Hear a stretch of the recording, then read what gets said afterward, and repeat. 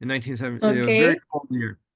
And, and so we Okay. could hardly see the house. So we started crawling on our hands and feet, our knees towards the house. Uh-huh. And my mom was at the house, get in the house, get in the house, yelling. And we're like, Okay. we're trying. So,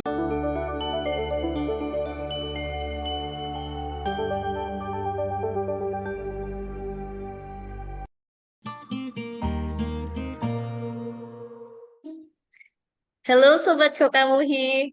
Welcome back to our podcast series where we talk about how to engage the community for a better earth. I'm Nikita, your host who will guide you in this conversation.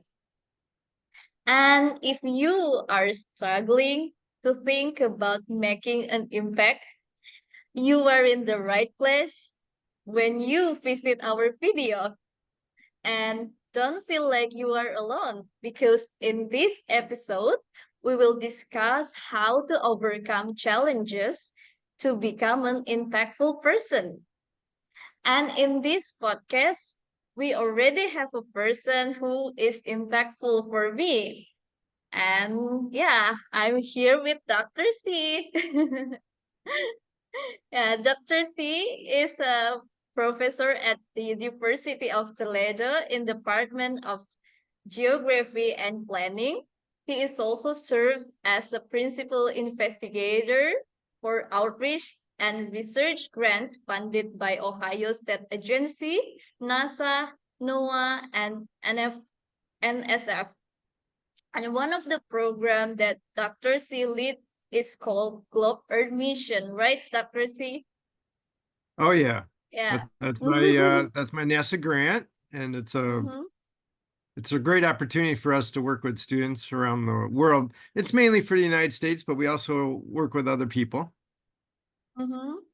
Yeah. So it's great. It's really great to welcome you. And yeah, let's welcome Dr. C together. Hello, Dr. C. Well, hello, everybody, and thank you, And how Nikita. are you? And Oh, thank I'm you for good. having I'm good. us. Mm-hmm. Yeah, you're And welcome. how is the weather there? It's a little chilly today. It's about 15 Celsius Mm. at the University of Toledo, so that's chilly. This time Mm-hmm. of year, we like to see, 21, 22 Celsius for the high. But it's Mm-hmm. cloudy, might rain today. Mm-hmm. So, but it's okay. Mm-hmm. Not really Well, bad. not too bad. No, no. It could be Yeah. worse. Yeah. Yeah. And yeah, and thank you for having us and have a conversation with us. So You're welcome. before we start to do like question and answering, I really want to share with you guys how I met Dr. C. So we first met at in 2021. So at that time, I joined a campus science program where we meet scientists and we host even like webinar to tell about the environment and the other important thing about the earth. And yeah, I noticed that the urban heat island event happens in my hometown. And yeah, I also feel the anxiety of that environment condition. So because of that, I wanted to create a community or project about the urban heat island effect. Then I shared my enthusiasm with my adult leader. Her name is Miss Salah, and Miss Salah is very supportive person. She asked Miss Angie Rizzi, then she asked Miss Angie Rizzi, one of the globe scientists, to figure out someone who is an expert in the urban heat island field. And then Miss Angie contacted Dr. C, and Dr. C was very welcome to help me to understand about the urban heat island effect. And yeah, Dr. Yitong res- she is also researcher about yeah the urban heat island effect, and she always very helpful for me. And yeah, finally I had a long conversation with Dr.C and still connected until now. And yeah, we are together in this podcast. And that is Yeah. a valuable, yeah, and that is a valuable thing for me because when we want to start something impactful and we don't know what to do, maybe we can share with other, and yeah, I'm just asking for help, and I'm pretty sure the supportive people will come to us and offer a help for us, right, Dr. C? Well, that's true, but you've also contributed to other things here in the United States. You know, you were working with a school and they were interested in the orangutans and on your island and how they might be impacted by air quality. So you helped out those students. Um, you know, it's been a give and take. You've contributed to what we've done. I also learned IoT from you. I didn't know that, you know, Internet of Things before I talked to you. So now I know about that. And my youngest son, Timmy, he's 21 years old. He's a college student. And so he's doing a lot now with small sensors, you know, and building Yeah. these IoT devices. So here's, you Mm-hmm. know, something I learned from you, Nikita. So I'm very grateful for that. Mm-hmm. So the thing is, we share each other Right. experience and knowledge. That's Mm-hmm. right. Exactly. Oh, another thing is you showed your hydroponics system at your house. You're growing plants, food, and Mm-hmm. that gave me ideas to do some here as well. So gave my mother-in-law a hydroponic set, and Wow. herb, she grows herbs. I haven't Mm-hmm. done so much with hydroponics myself, but I find it really interesting, and I'm thinking, well, how can I do that? Mm-hmm. Yeah, that's interesting story. But Mhm. actually, in the beginning of our meeting, I'm quite curious and confused how I call you. Should I call you Dr. Kevin Czajkowski or Dr. Czajkowski? But at the end, so you wrote a message and then at the end you call yourself Dr. C, right? I'm That's curious, true. when did your students start calling you Dr. C, not Dr. Czajkowski? Can you Yeah, share that story? I kind of chose that because my last name is hard. Mm-hmm. Some students call me Dr. Kevin, and Mm-hmm. that's common. Uh, but also my mom was a teacher and she went by Mm-hmm. Mrs. C. And so I just followed what my mom did Okay. and became Dr. C when I started teaching classes. I started teaching classes about 30 years ago, Mm-hmm. and you know, so that's where it started. Yeah. And 30 years is very long time. And how do you feel when you teach for a long time from generation to generation, from millennial to Gen Z? And how do you feel with that process? Yeah, it certainly has changed. And you know, before I used to do a lot of lecturing, so talking Mm-hmm. in the front. I've switched a lot to doing projects with students, and Mm-hmm. maybe your professors have done the same. That instead of lecturing, they might have you do things, because I think those students learn better if they're doing things. The other thing Mm-hmm. that's changed is the internet. You know, Mm-hmm. We can look up things, right? Using Google. Mm-hmm. And so Mm-hmm. a student will ask a question, you know, how does the relative humidity change? And I say, well, okay, everybody, look it up. I don't have I don't have to be the purveyor of knowledge. They can look up the Mm-hmm. information, and then we can, as a class, you know, try to decide, is that information correct or not? Because the information on the internet is not all correct, right? Mm-hmm. The internet has some wrong things, but it also has a lot Mm-hmm. of good things and correct things. So that's a good skill to be able to look at things on the internet and decide, is this good information or bad information? Anyway, that's a little bit of a change. I mean, that's a big change in my classes, how I teach my classes. I also Mm-hmm. find though that students don't take notes anymore, right? So Okay. I have my notebook here. Let's see if I can get the show up Uh, in the mm-hmm. background. Oh, There it I is. see, I see it. Hey. So I still write notes in a notebook. but most students don't do that. They listen. Um, I'm not sure how they remember stuff, but some put it on their phone. You know, they take Mhm. notes on their phone. Oh, and Yeah. other people will take pictures of the screen, right? Oh And yeah, yeah, yeah. that's recording Yeah. things. It- We do When I that a was a lot. kid, Just yeah, exactly. When I was a kid, that was a spy. Spies did that, right? They had these little cameras, spy cameras, and they go and take pictures of documents to get that information. Now we all do that, right? We all take pictures of documents or the screen to remember it. We don't, then we can just look it up on our pictures. Yeah. Yeah, we noticed that yeah, technology changed a lot of things, including the learning method and the class setup, right? Yeah. Yes, definitely. Mm-mm. And sometimes we should not too much trust the internet because internet also can do wrong thing. Yeah, certainly. We And there need are to some people, validate. yeah, some people try to fake things as well, right? They try to Mm-hmm. trick you. So you have to be Mm-hmm. careful. Yeah, Yeah. we need to be careful with the internet.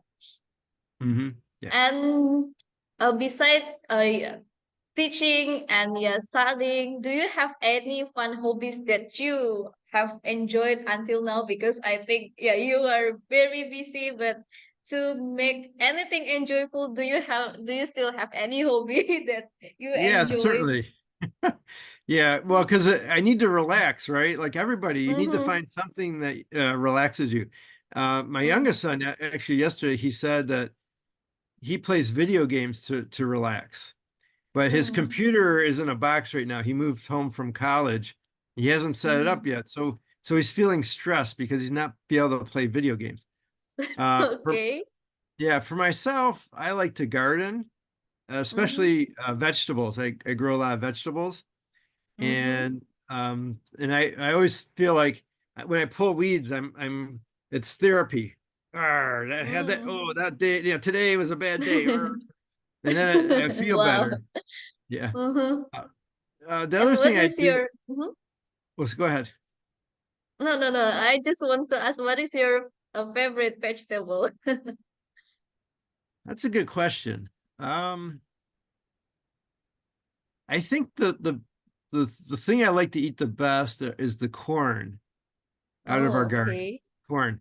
Now I never used to grow corn because it takes a lot of space. But then Yes. again, my youngest son, when he was little, he asked if I would grow corn. Mm-hmm. So I planted some in the garden, and it Mm-hmm. tasted really good. It was a Mm-hmm. lot better than the corn from the store. So I've planted corn ever since then, and I really enjoy that. I also have fun. I like planting pumpkins. Oh, pumpkin. Yeah, Yeah. big pumpkins. That's a challenge. We have a lot of bugs that eat Mm-hmm. the pumpkins. Unfortunately, the plants, they eat the plants. So Mm. I've been struggling with that a bit. But I guess those are the things I like the best. Right now in our area, we have asparagus is growing.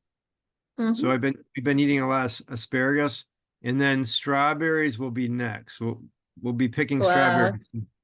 Mm-hmm. So the strawberries are Yeah. doing good.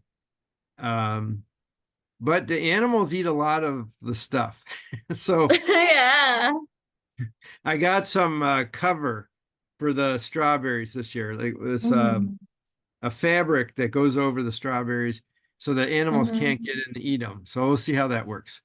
Because last Mm, year, yeah. most of our strawberries were eaten by animals. Yeah. That's part of how we solve the problem. Okay, And through exactly. gardening, we try to, yeah, solve the problem with the bugs. Yeah, that's exactly right. The bugs are a problem. Mm-hmm. Let's see. I like to ice skate, as you pointed out, and you have your Mm-hmm. penguins ice skating in Yeah. the picture. Um, so it's one of my hobbies. And then I've been coaching football.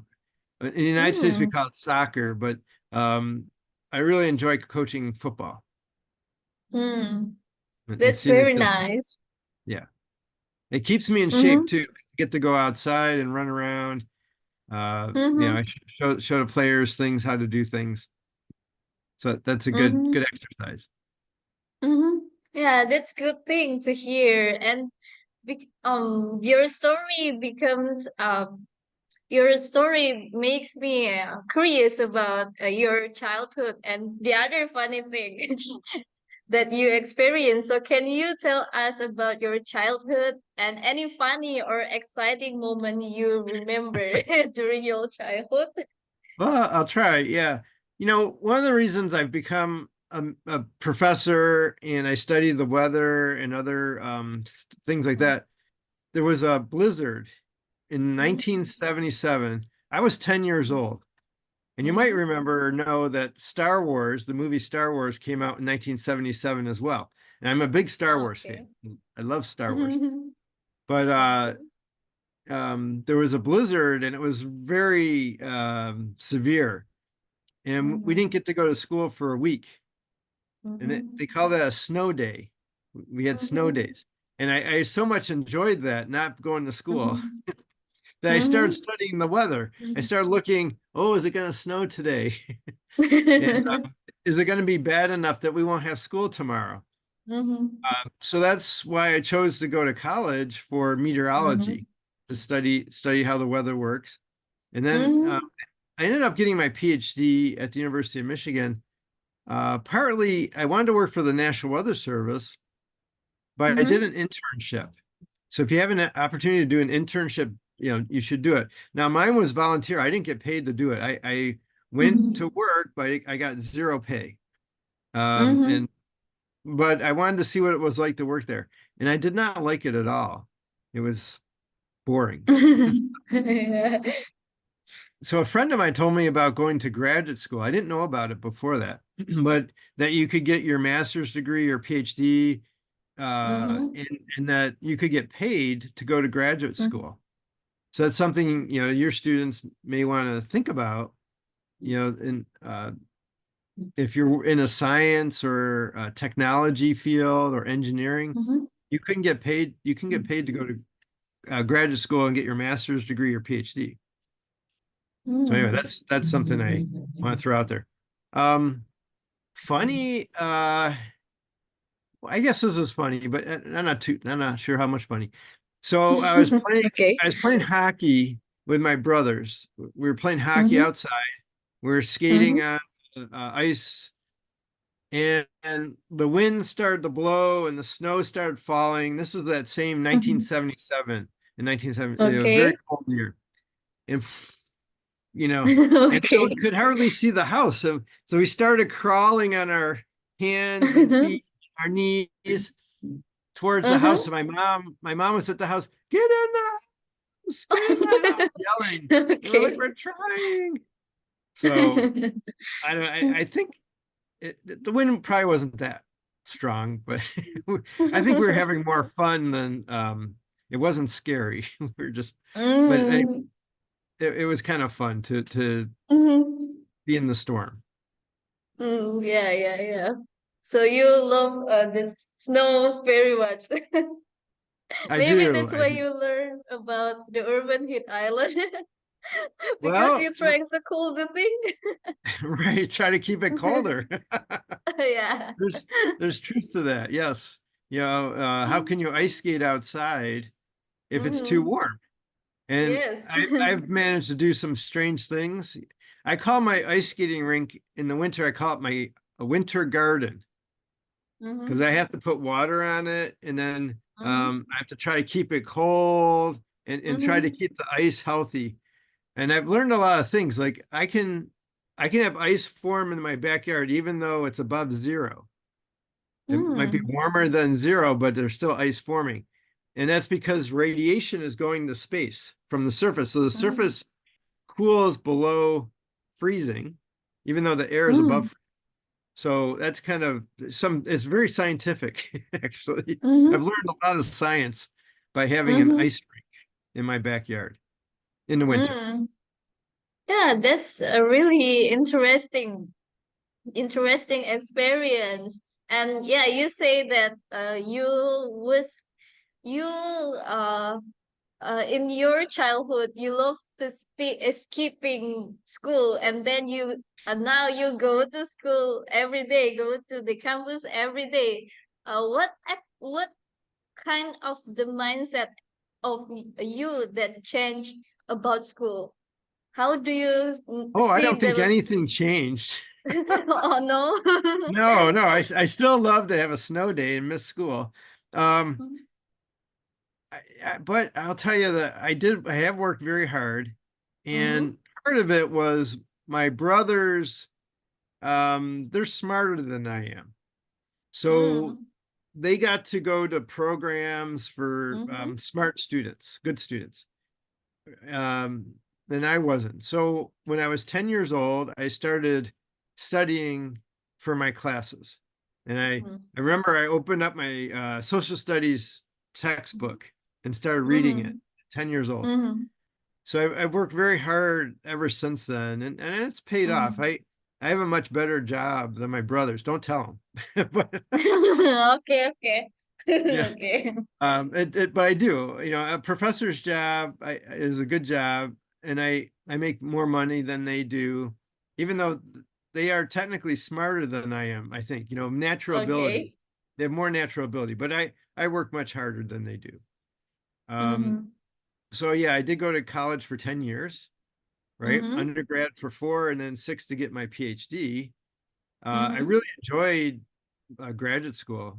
It was a lot of fun. There Mm. weren't a lot of responsibilities.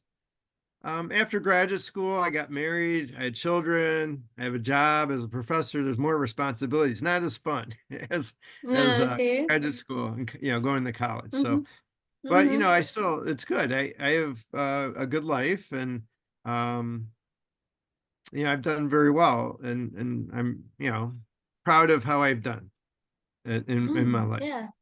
That's a good story. And yeah, you studied meteorology for your Mhm. bachelor degree, right? Right. At the State University of New York, and graduated summa cum laude. That's a great thing. And Yeah. during the learning process, we occasionally experience anxiety about understanding the material. But how did you overcome this feeling during your study until you graduated summa cum laude? Yeah. Well, I actually kind of had a hard time as an undergrad. I wanted to get good grades, and I Mm-hmm. kept getting A's. So I Mm-hmm. wanted to get all A's, but to some degree, I worked too hard because Mm-hmm. there was especially some classes I should have gotten a B in. It would be better if I got a B because I could work this much and get a B, or to get an A, I had to work this much. It was a lot more work to get an A. Mm-hmm. So I worked too much. So I actually got a bit, or maybe a lot, depressed in as an undergraduate student, and I wasn't healthy. I didn't take care of my health. I didn't Mm-hmm. sleep enough, and Mm-hmm. I learned though, and it was my junior year that Mm-hmm. I had to sleep enough. I had to exercise. I had to do fun things Mm-hmm. as well as work on my studies. Right, so I had to have a balance of life, and I Yeah. learned. Yeah, I learned that my junior year. So I first started taking up running, and that helped me a lot. So that helped me exercise, running outside, right? Mm-hmm. Uh, it helped me exercise, but also it cleared out my mind from the stress of the day, and Mm-hmm. things like that. So that really helped me. So when I went to graduate school, I was much better off. I was much more balanced in my life, versus just school and hard work. So, and that's Mm-hmm. helped me because if you work so hard you get sick and you're depressed, you're not successful, right? Mm, yes, You I have to agree. you have to balance it, because then um life is a long time. It's a marathon, right? Yes. It's not a short race, it's a long race. And so Mm-hmm. you can't burn out. You don't want to burn out in that first part of your life. You want to make Mm-hmm. sure you sustain your life as a happy person. So I learned that lesson as an undergraduate student. I hope your students can learn that lesson too, because it is an important lesson. I think sometimes students miss that lesson. Yes, yes, yes. Yeah, sometimes I think when my first year of uh, uh as undergraduate student, I also work too much. Maybe not on study, but I work too much on my organization. I have like more than three organizations, Yeah, yeah. and then I work too hard on my competition and then work Mhm. hard on my study. So I feel overwhelmed a lot, Right. depressed a lot.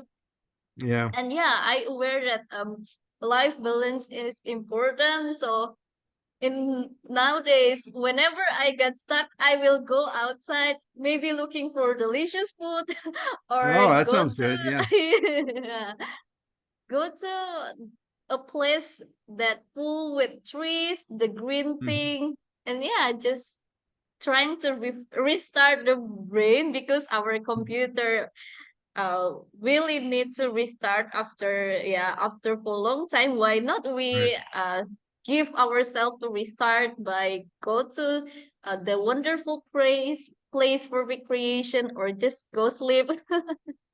Yeah, that's a great analogy that like our computers, we have to restart ourselves. And Mhm, it, like I said, my youngest son, he uses video games to do that. mhm, Everybody has to find what helps you the mhm, best. mhm, Running helps me, gardening helps me, but and then mhm, you said going to a nice place to relax and then maybe eating mhm, some good food that helps you. So mhm, yeah, everybody has to find what's the best for them. mhm. Yes. Yeah. And yeah, let's go into the topic of the urban heat island Sure. because yeah, at the first time I said that I really interested about the urban heat island because I experienced this phenomenon in my hometown. But how Mhm. about you? Do you also experience the urban heat island effect or not? Well, certainly, yeah, we do here.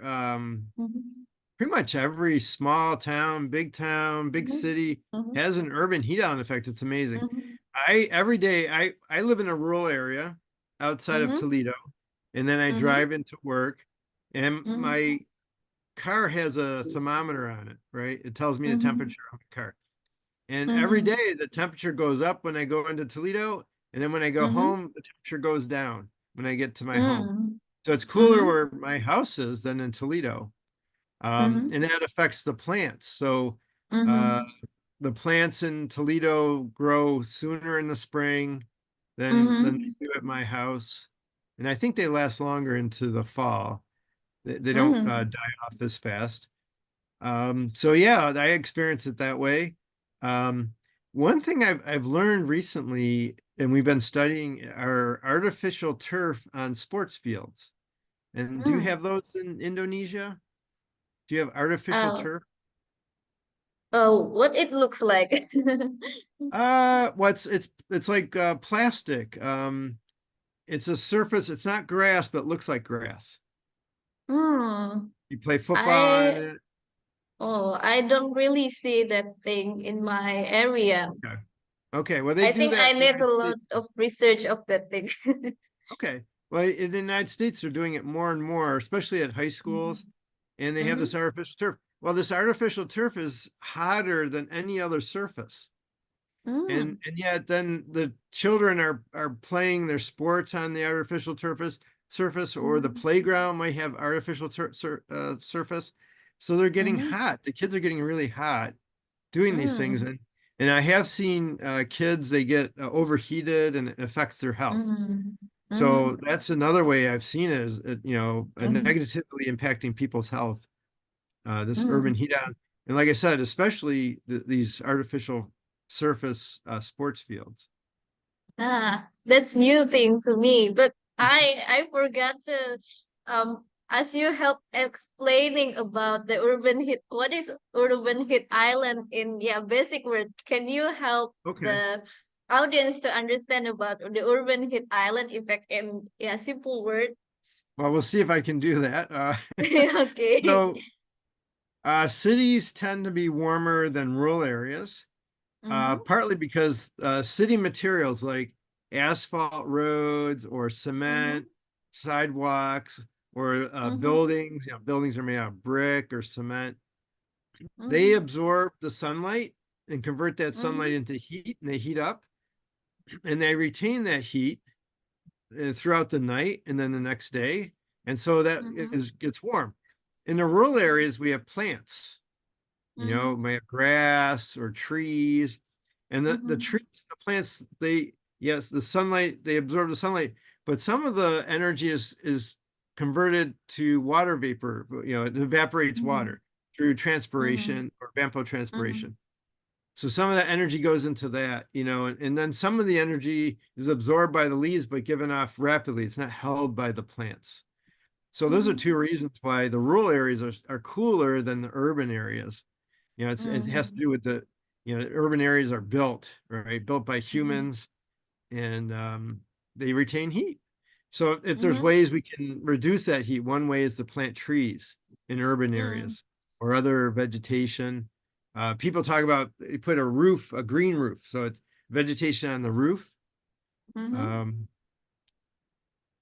so anyway, those are some of the ways to reduce the urban heat island effect, and Yeah. try to mitigate that extra heat on on people. The other Yeah. thing that happens is though, because the cities are warmer, there's a lot more air conditioning to cool buildings. Yes. Yeah, and there's certainly in the United States, many buildings are air conditioned. We tend to have our homes Mm-hmm. air conditioned, and that gives off, well, it takes a lot of electricity, and Mm-hmm. much of the electricity is generated by greenhouse fossil fuel burning, which gives off greenhouse gases, right? So if Mm-hmm. you burn oil or natural gas or coal to make electricity, then it gives off greenhouse gases. So there's a Yeah. connection there to climate change as well through the greenhouse gases. Yeah, the urban heat island effect contribute to the climate change because when the temperature get warmer, people tend to turn on the air conditioning. Right. So in here, our community said that the urban heat island effect, it's like we are inside of the oven. So when the oven turns on, yeah, we feel really hot. Oh, that's true. You're in the tropical areas, very warm. The ocean Mm-hmm. water is warm around where Mm-hmm. you live, right? That's Mm-hmm. true. It's warm. Of course, the Arctic and the Antarctic probably will warm the most because they're already cold, right? They're cold, so Mm-hmm. they can warm up a lot more. Mm-hmm. Um, you Yeah. know, temperature wise, but it's already hot where you live. Mm-hmm. It might get hotter. It's Yeah. already Yeah. difficult. It's hot, it's difficult, and then well, it's gonna, things get hotter, that makes it even more difficult. Yeah. That's true. In here, the temperature sometimes 32 degrees Celsius, 33 degrees Celsius, but because our thermal, how do we say thermal how we feel the Mhm. temperature also Yeah, influenced by the humidity, right? So right, sometimes it feels like 41 degrees Celsius. So I saw in internet also the temperature is 31 or 32 degrees Celsius, but what we feels like is like a 41 or 40 degrees Celsius. So yeah, right. sometimes we feel like heat stress, we feel exhaustion without doing nothing. Yeah, oh yeah. Right. And I like it cold, not hot. So I'm used to cold weather versus hot weather. So Mhm. yeah, when it gets hotter, I don't like it so much. Mhm. Yeah. And yeah, in Globe, there are programs that have a lesson about the urban heat island, and you create a protocol on observation of the urban heat island, right? And you always Yeah. emphasize that emphasize learning science by doing science, and what makes it really important, and can you share with us about your project on the urban heat island? Sure. Well, we've been having students take observations around the world just Mm-hmm. to study the urban heat island. And here's an infrared thermometer, and Oh. this is the way we have students do it, right? And the infrared Mm-hmm. thermometer, let's see if we could read it. Yeah, okay. There's a value. Oh, that's in Fahrenheit, by the way. That's well, Mm-hmm. I'm 91.5 degrees Fahrenheit. You can switch it to Mm-hmm. Celsius. Let's see, 33.1. So, Mm-hmm. um, I thought it was good. We get students to understand their environment, take these surface temperatures. They can see what different surfaces, how hot they are or cool they are, and then try to understand how the weather affects the temperature of those different surfaces. Yeah, normally like grass and vegetation is cooler than asphalt and cement, but not Mm-hmm. always. Especially in the Mm-hmm. winter here in the northern latitudes. Uh, so the idea though that the students have a lot of fun with the infrared thermometer and going around and taking Yeah. temperatures, and but it's also a good learning experience, and so they can learn about what surfaces are hotter than others, and then maybe take action. And so in the area around where I live, a couple of communities with the students' help, they've bought trees and they're Mm-hmm. planting trees because a lot of the trees have been cut down in this area. Um, Mm-hmm. it was over 100 years ago, but they used the Mm-hmm. trees to make houses, the wood, and also then there's a lot of agriculture now where the forest used to be. Uh, Mm-hmm. so if we can plant trees, plant them back, that's helping to cool things off, and so, students are getting involved in that. Yeah. So nature-based solution like planting tree always help to reduce the temperature, right? It seems so, yeah. I think I haven't seen a situation where trees increase the temperature. So they always seem to Yeah. cool the temperature. Mhm. Because Well, the tree. maybe in Mhm. winter, but maybe in winter, trees could keep things warmer.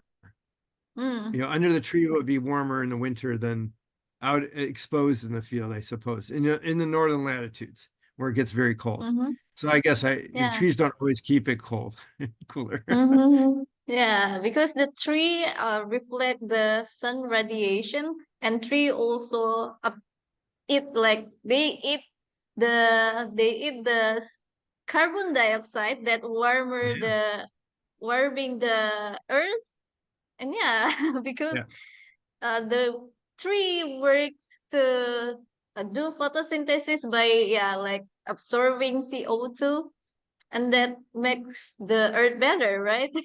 Yeah, oh yeah, definitely. So there's all those things. You're right.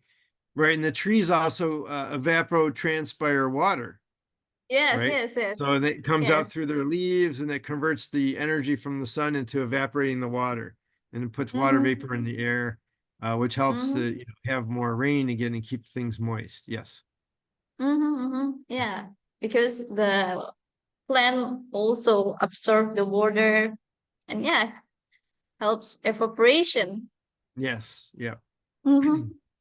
But And from that's your research and observation, do you see that the urban heat island right now give a significant impact to human health condition, or they give the fatal thing in our life? well, yeah, that's my understanding. I have personally seen that occur where I've seen my son has gotten overheated, Mm-hmm. youngest son, and gotten sick from getting overheated. Mm-hmm. And my understanding is, yes, that people do get sick or get overheated in these heat Mm-hmm. wave in the city more than rural areas. So, Mm-hmm. and then some of the research we've done shows that. Mm-hmm. So yes, it's definitely a concern and does occur.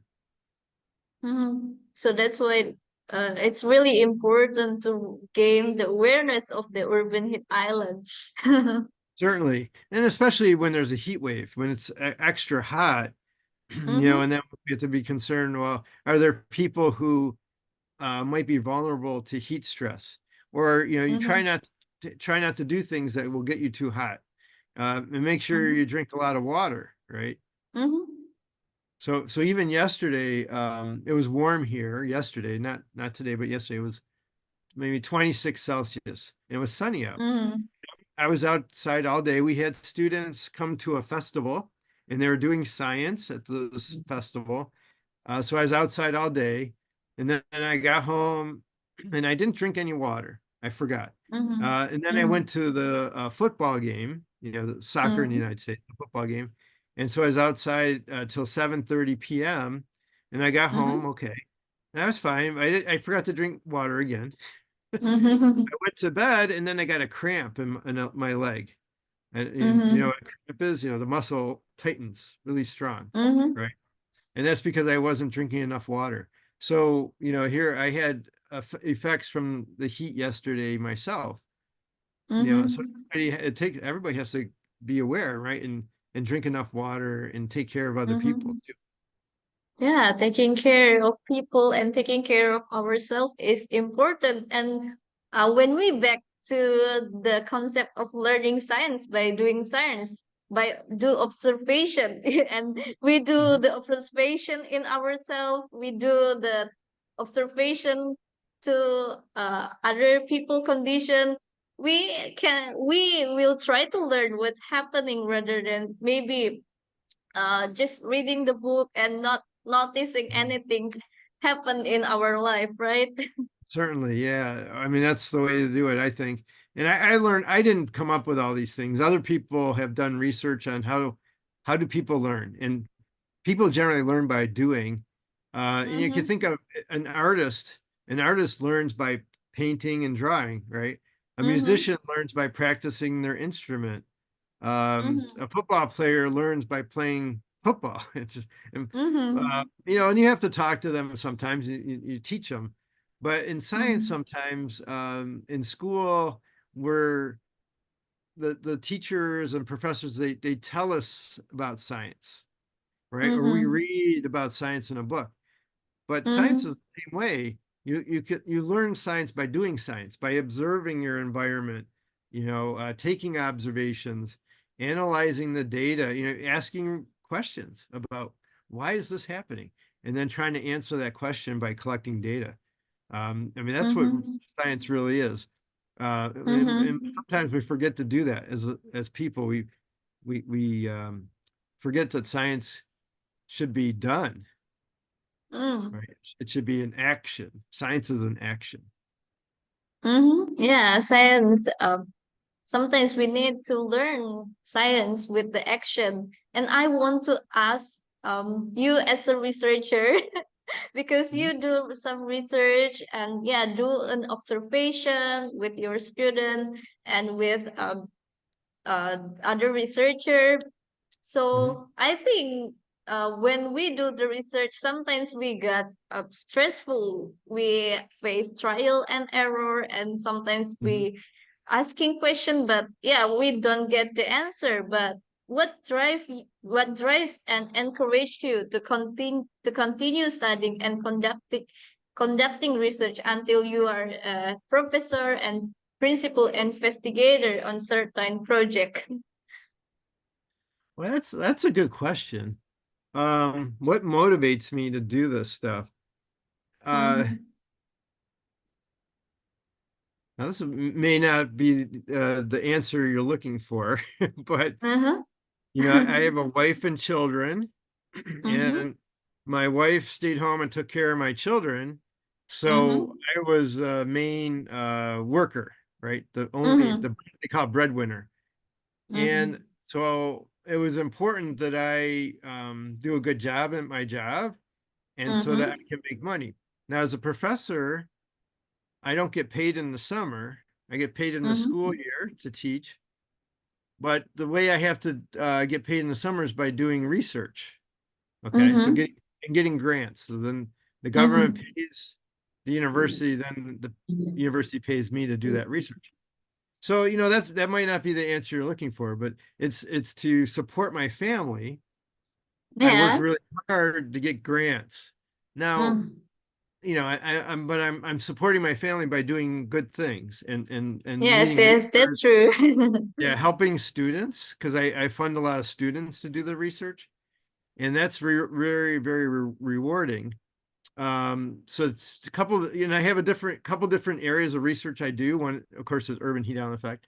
Another Mm-hmm. one is looking at water quality, and we have Mm-hmm. the Great Lakes here in the United States, and Lake Erie is a lake near us, and it has some water pollution problems. And I've Mm-hmm. gotten grants to do that work over the years to study what causes the water pollution. Um, but I also have funding to do educational outreach, to work with Mm-hmm. teachers and work with students, K-12, students, high school students, middle school students. And I really find that rewarding. Mm-hmm. And yeah, it goes back, my mom was a teacher and my aunt was a teacher. And even Mm-hmm. when I was in graduate school, I started helping my aunt work with her students on science. And Mm-hmm. I think I'm good at that. I'm good at working with students on how to do science. And that's kind of one of my good areas of work. And I've been able to get some grants from the government, from NASA, to work with Mm-hmm. students, like I said, across the United States and in the world, as part of the Mm-hmm. GLOBE program. And so GLOBE is this international program. Unfortunately, Indonesia is not a GLOBE country, as we've discussed Yeah. before. And it would be Yeah. wonderful if Indonesia could be, because Indonesia is a large country. It's Mm-hmm. an important area. It's an important country, right? Mm-hmm. Uh, and what motivates me, because I think I work harder than I needed to just to make money, right? But it's Yes. because I want to help people, and and help the environment, help Mm-hmm. students learn about the environment. So those are the Mm-hmm. things I do. I coach soccer, well, football. I coach football Mm-hmm. because I want to help the students learn how to play football, right? Mm-hmm. And that's Mm-hmm. just another way of me helping people and helping students. Um, I like to see young people succeed and have happy lives. Sometimes if it, and get a good job. So sometimes if you are financially struggle, it's hard to be happy. Sometimes, Yes, yes, that's true. if you're comfortable, you have enough money to live on. You don't have to have a lot of money, but just enough money, right? And then Mm-hmm. you can make your life happier. So Mm-hmm. anyway, those are all the things that motivate me. Mm, yeah, that's the answer is not the answer that I expect, that I maybe think, but that's tell me the essential of being impactful person, because um yeah, we need to be realistic. And yeah, you say that you have family to need to be support, but while you making money, you can still be impactful for the other people, impactful for the environment. I think this is the essential thing to become, yeah, impactful person. Right. And I just, it does make sense. I'm helping my family, right? I Hmm, help, yeah. it's the same theme, helping other people. So, Yeah. and that is a good motivator and to be an impactful person is to help others. Hmm, yeah. Yeah, that's really great Mhm. to hear about this, because yeah, that's the thing that I don't really notice. But yeah, today I got this idea from you, this good idea from you. Okay, good. Okay. Yeah. And as you mentioned before that you work with several country, right? Yeah. And can you share with us how do you work with people from different country and background? Well, with the Globe program, there's 127 countries involved in Globe. And with Urban Heat Island is one of the programs as part of Globe. And so Mm-hmm. countries around the world will put on an Urban Heat Island program. So, Zoom has really helped to be able to Mm-hmm. do these things, and it's videoing, Now I have gone to other countries and worked with teachers and students and when I travel, but Mm-hmm. Zoom really facilitates us doing that. Mm-hmm. Last year, Ireland, Malta, and Israel worked on an urban heat island effect project. And then this Mm-hmm. year, the Netherlands worked on one. I think Mm-hmm. also Croatia and Saudi Arabia. All those countries have worked on urban heat island as part of a globe project. Um, Now, I only really speak English, so Mm-hmm. that is one challenge that, you know, most of the countries I work with, the people will speak English to me. Mm-hmm. But Google Translate is also helpful because Yeah, you know, yeah. people, when I've been working with Malta, they will have things written or spoken in Maltese, and so Mm-hmm. I'll put it into Google Translate to see what is happening, and so that's helped me. Um, Also a willingness to wake up very early sometimes because the time difference. Yes, Uh, yes, yes. I know like right now for you it's late in the evening. For me it's in the morning still. Mm-hmm. So that's a big deal as well. Um, we also have a lot of students come from other countries to the United States to study. And so most of my graduate students are from other countries. And I find that I'm able to work with the students very easily. And I enjoy that and enjoy Mm-hmm. learning about everybody's cultures and where they come from. So that's always fun. Yeah, that's a great thing. And yeah, that's a great story and great thing when we work and learn together with the other nation. And yeah, internet and digital transformation also help us to connect each other with Google Translate and also Zoom meeting. I think Yeah, the pandemic sometimes make us in worse condition, but sometimes give a new innovative to connect each other with, yeah, like Zoom meeting, the true. thing like Zoom meeting or Google Meet or the other things. Right. Yeah, exactly. Mm-hmm. And I have one more question. Do you have any advice for the young generation that, yeah, now finding difficult to be impactful or to be helpful for their family or the environment or for themselves? And yeah, do you have any advice on how to overcome our struggle and keep going on with what we are doing Well, right now? well, I think what you just said is keep going. And I use a lot of sports analogies. So right now I'm coaching girls soccer, and Mm-hmm. the other team scored some goals, and then Mm-hmm. they're all sad, and they stop playing, right? They don't play as hard. And Mm-hmm. so I talked to them and said, well, you need to play hard, play like it doesn't matter what the score is. It's always 0-0. It doesn't matter. The other team could have 10 goals, but just Mm-hmm. play like it's 0-0. And that's the same in life. You don't give up. It's a long time. So just keep working at it. You're going to get in a situation where you might not do well in the class. Okay. Mm-hmm. Well, you didn't do well in that class, but the next class you might do better. You can do better, right? You can work at it. Mm-hmm. When you're applying the jobs, you might not get the job you want at first, right? Right. So you have Mm-hmm. to keep working at it. You might get a job. You have to keep applying the job. You have to interview for lots of jobs. For me to get just this job, I applied to 100 positions. 100. How many? 100? 100. Wow. Yeah, that's a lot. And then I got 10 job interviews, which is a lot of job interviews. 10's a lot, but I only got Mm-hmm. one job offer, and it was here at the University of Toledo. And I've been very grateful for the University of Toledo and my opportunities. Um, the other thing that I tell people, it comes from a new movie called Tomorrow War, with Mm-hmm. Chris Pratt as the star. Uh, Mm-hmm.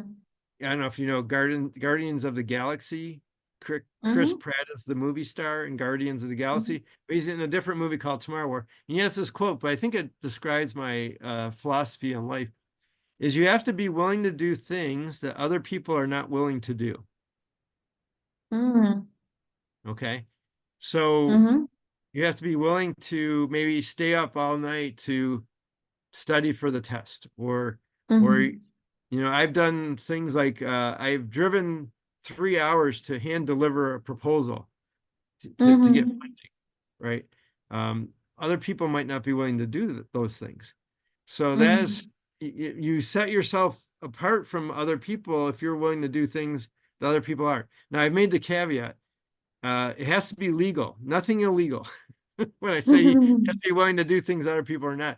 So it has to be legal and also like morally good, right? You want it to be good things. So anyway, that's kind of, I think, to me, some keys to success. Don't give up, because you'll have bad times. It'll be hard. Things will be hard. Mm-hmm. You might have challenges with your family, or there might be a tragedy, or your health or something that might be a challenge. But don't give up. Keep going, and then Mm-hmm. also be willing to do things other people are not willing to do, like hosting a podcast with a person in the United States, right? That's Mm-hmm. something most people aren't willing to do. So Nikita, you're already doing it. You're doing great things, and I'm always impressed with what you do, and your enthusiasm. And I think you'll do very well in life, because I know you'll keep going. You won't give up, and you have all kinds of great ideas, and you do things other people don't do. Thank you so much for everything, the positive thing that you say. Yeah, the thing is just keep going on, never give up when you experience the tragedy or something bad come to you. Yeah, just keep going on and yeah, trust, believe in the process is the important thing, right? Yeah, exactly. Yeah. And thank you so much, Dr. C, for sharing your insightful knowledge from your childhood and how you get into uh, get into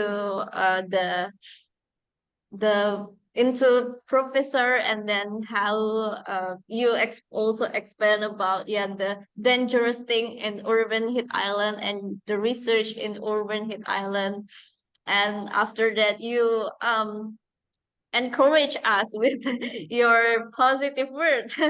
So thank you so much for sharing with us um a lot of positive thing. And do you Yeah. have any message for young generation that watch this video? Well, you're welcome, first off, and it was a pleasure to be here. And I don't know, do you have your saying? Because it actually goes with doing things other people won't do, right? Mm-hmm. Well, so what's the say? How does it go? You're What is saying, that? Salam, superhero. Oh, okay, okay. You want to say that? Okay. Yeah. Okay, we will do it at the end, but yeah, we Okay. will do. But I also want, yeah, thank you, Dr. C, for saying Salam Superhero. Well, yeah, thank you for our audience who watched this video. Hopefully, it helpful for you all. And yeah, I hope you have a great day. And yeah, just keep going on with what you are doing, and stay tuned with our next episode, because we will talk about the positive thing and yeah, the important thing in our life. So before we close this podcast, yeah, like Dr. C said before, we will do a jargon or slogan, a powerful word, the powerful word in Kokamuhi in our community. So Dr. C, are you ready to do that? Yeah, I'm ready. So I will count one, two, three, and say salam. We say superhero together. So are you ready, Dr. C? Yes. Okay. So one, two, three, salam.